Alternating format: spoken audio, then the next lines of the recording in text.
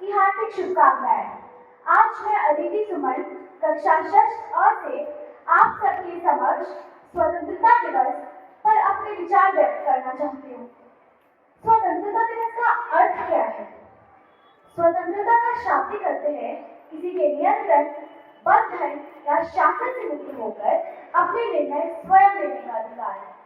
पर क्या स्वतंत्रता केवल एक शब्द है? नहीं, स्वतंत्रता एक भावना है, एक जिम्मेदारी है। ये अनगिनत बलिदानों का परिणाम है जिसे कि हमारे पूर्वजों ने दिया। जब हम 15 अगस्त को स्वतंत्रता दिवस मनाते हैं तो हमें केवल एक उत्सव तक ही सीमित नहीं रहना चाहिए। हमें बलिदानियों को भी याद करना चाहिए जिनके कारण हम स्वतंत्र भारत में जीवन जी रहे हैं। स्वतंत्रता के शाब्दिक अर्थ को समझने के लिए हमें इतिहास के उन पन्नों को खोलना होगा जिसमें हमारे वीर और वीरांगनाओं के संघर्ष और त्याग की कहानियां लिखी हैं।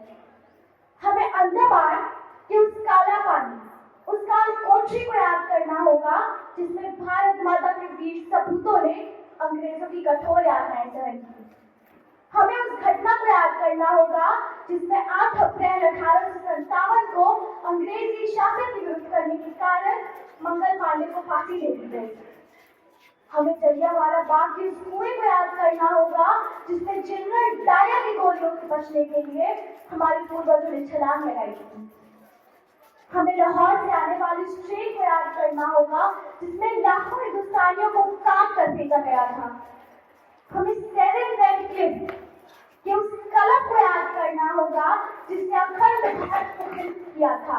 16 अगस्त 1946 इतिहास के पन्नों में डायरेक्ट एक्शन डे के नाम से जाना जाता है, जिसमें कलकत्ता की सड़कों पर लाखों हिंदुस्तानियों की लाश बिखरे पड़े थे, जिसके खून से उबली नदी का जल स्तर बढ़ गया था। हमें आजादी के बाद के उस मंजर को याद करना होगा जिसमें लाखों हिंदुस्तानियों को अपना घर परिवार छोड़कर शरणार्थी बनने पर मजबूर किया गया था। हमारी आज की जो स्थिति है हमें यह सोचने पर मजबूर करती है कि क्या हम आज भी आजाद हैं या हमारे पूर्वजों का बलिदान व्यर्थ चला गया। हमें सोचना होगा हमें किससे तेल लेना है, किससे नहीं लेना है, इसके फरमान विदेशों से आते हैं। परमाणु परीक्षण के बाद हम पर प्रतिबंध लगाया जाता है। वर्तमान में रूस की मित्रता के कारण हम पर टैरिफ लगा हुआ है। क्या इसी को स्वतंत्रता कहते हैं? हम पहले भी गुलाम थे और आज भी गुलाम है। फर्क सिर्फ इतना है, पहले एक कंपनी थी, ईस्ट इंडिया कंपनी, और अब मेटा ने हमें व्हाट्सएप, फेसबुक तथा इंस्टाग्राम के माध्यम से गुलाम बनाए हुए है और ये हमारे सोचने और समझने की क्षमता पर प्रभाव डालता है। हमारी पीढ़ी वो पहली पीढ़ी है जिसका आईक्यू स्तर अपने पूर्वजों के आईक्यू स्तर से कम हुआ है। किसी भी समस्या का हल हम तुरंत पाने के लिए कृत्रिम दिमाग यानी एआई का सहारा लेते हैं और ये हमारी बौद्धिक क्षमता पर दिन प्रतिदिन असर डालता है।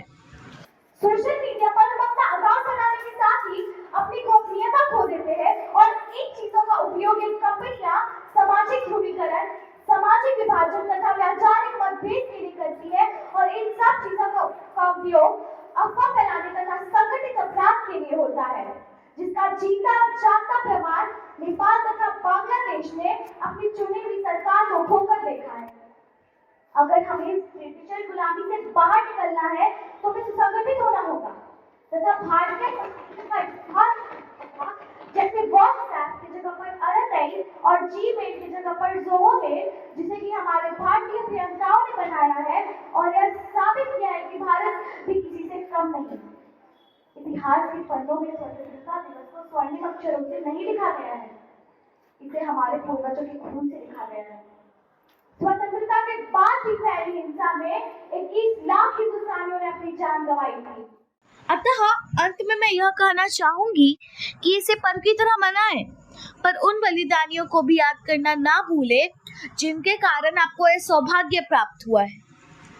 ऐ मेरे वतन के लोगों, ऐ मेरे वतन के लोगों, तुम खूब लगा लो नारा। ये शुभ दिन है हम सबका, लहरा लो तिरंगा प्यारा, पर मत भूलो सीमा पर वीरों ने प्राण गवाए, कुछ याद उन्हें भी कर लो जो लौट कर घर न आए।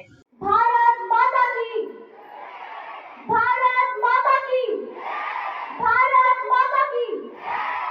समाप्ति से पहले मैं यह कहना चाहूंगी कि किसी ने हमें इन जंजीरों में नहीं बांधा है, हमने खुद अपने आप को इन जंजीरों में बांधा है। समाप्ति से पहले मेरा आप सबसे एक सवाल है कि हम आगे भी इस पर्व को मना पाएंगे। जय हिंद, जय भारत।